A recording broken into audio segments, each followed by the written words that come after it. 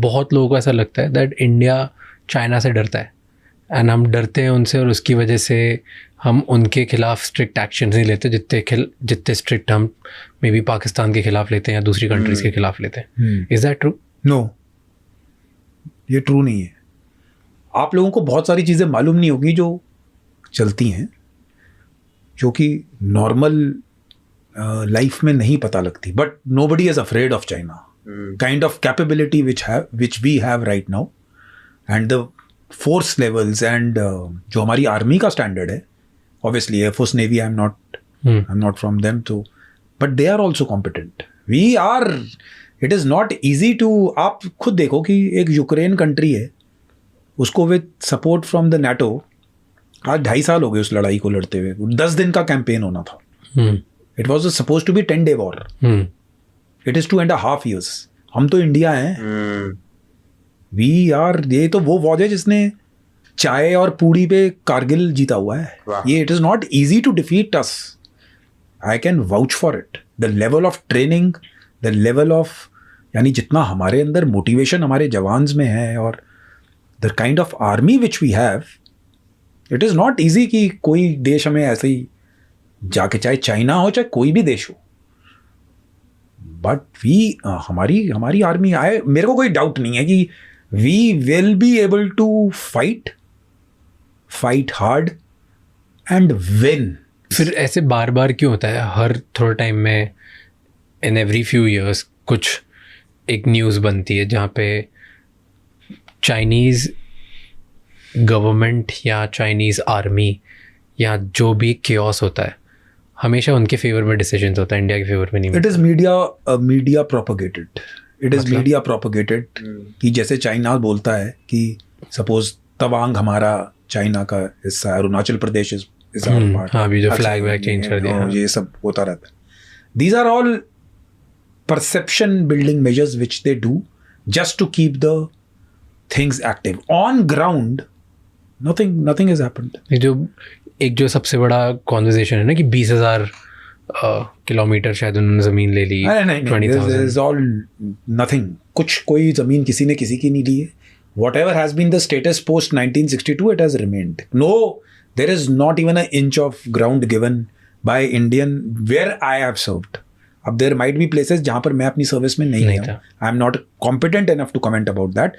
But I don't recall in my 20.5 years of service that India has given even an inch of land to Chinese. हो ही नहीं सकता. जितनी मेरी knowledge, I'm neither a general, neither a brigadier, I'm a colonel. I was a colonel in the army. I can say about my things which I have done. Okay. I don't think so कि we are lacking anywhere. कोई ऐसा mission किया जो by the book नहीं था कभी आपने? What are the things that you have crossed? In the sense, unofficially what have you done कि अब तो because you've retired so you can talk about it. Yeah. And कौन सा ऐसा था कि जो आपको और आपकी यूनिट और आपकी पूरी बटालियन के लिए आप लोगों को लगा कि यार ये देश के फेवर के लिए तो we should do it regardless of whether यानी कि ये बुक के अकॉर्डिंग नहीं है तो ठीक है. Tasks which we get as special forces. Give me an example of car. There might be like you need not cross sometimes the boundaries, the line of control or something like that. But you can do it to get a thing तब unofficially border cross करिए? Yeah. You do it. It happens. It's just the requirement of that task. Oh. Okay. Meaning, give me a mission requirement. यहाँ क्या किया, कहाँ पे किया? Pakistan you have crossed multiple times, right? Everybody might have crossed who's deployed on the line of control. Yeah, it is not that easy, but then generally troops happen to be on ground because LOC is not demarcated that way. Now you have made a fence and everything is there. In earlier times, before 2003, there was nothing. So अगर आप कई बार inadvertently cross भी करते तो वाले में petrol उधर चली गई थी, वापस आ गई. So you don't report those matters. जो बटालियन में रहते ठीक है, everybody has got that. You have not done any crime in it. कि पाकिस्तान भी इतनी आसानी से अपने इधर आ जाती है? वो भी आते हैं, आप देखते हो कितनी बार बॉर्डर्स के लोग इधर आ जाते हैं, वो उधर चले जाते हैं, वो होता है कई बार. बट आजकल थोड़ा स्ट्रीमलाइन इसलिए बिकॉज फेंस बन चुका है. यू जनरली नो कि फेंस के आगे हम जा नहीं सकते या फेंस के आगे आप जा सकते. There is a no man's land between fence and the line of control. But ये चीजें होती हैं, ये दीज थिंग्स लाइक आपको मैं एक बात बताऊंगा without sharing much details. Okay. If in our part, हमारी कंट्री में नॉर्मल सिविलियंस का ब्लड शेड होता है, so that amount of we take revenge anywhere we have to go, we do that. That is the end of it. मतलब These things happen. No blood loss goes like that. Blood loss is revenged with blood only. Wow. People do it. Yani we are told, we do things which are in favor of the nation. We do things which आपको लगता है कि ऐसा है, ये है.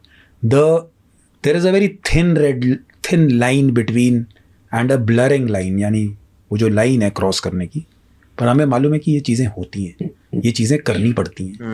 अगर आप एग्जांपल देता हूँ आपको, अगर आप फायर में कभी पिन डाउन हुए हैं ना, if you are really into fire, like way back 2 decades back when I was commission, that time is used to be बहुत ज़्यादा मिलिटेंसी थी जेएनके में. अब इतनी तो government, army, security forces, police, अब तो बहुत बढ़िया यानी लोग आ रहे हैं.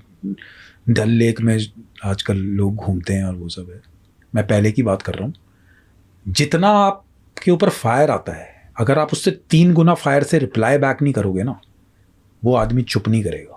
वायलेंस जो है, हिंसा है, उसको बहुत ज़्यादा हिंसा ही रोकती है.